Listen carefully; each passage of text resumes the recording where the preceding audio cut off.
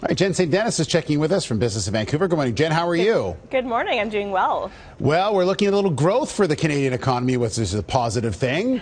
Yeah, the story so far has sort of been that everything is worse than expected when it comes to the Canadian economy.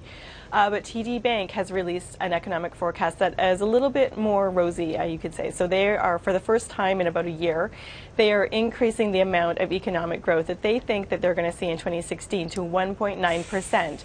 Now, that's still just a little bit under 2%, still not, pretty modest. But they say that this is probably the new normal for the Canadian economy with our aging workforce and sort of lower productivity growth. And the growth, as we've been talking about, is going to be pretty specific when it comes to regions. BC and Alberta economies expected to do quite well, but then those provinces that are really exposed to the oil price shock, like Alberta and Saskatchewan and Newfoundland and Labrador, not doing as well. All right, well, that tunes into our second topic, and that is the mining industry has been in a bear market for what seems like the last 5 years or so, and they're looking for some bull in that market very soon. That's right. So there has been a bit of a price rally in mining commodities, so things like copper and gold.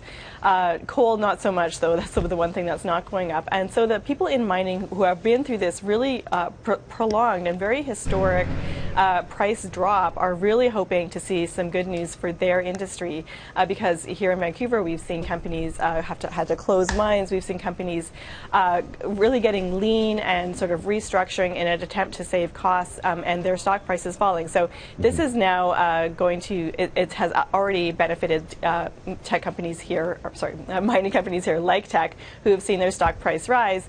But the question is whether this rally will last, and that's really going to depend on things like demand from China, which consumes a lot of copper, and whether that economic growth there is going to pick up or stay subdued.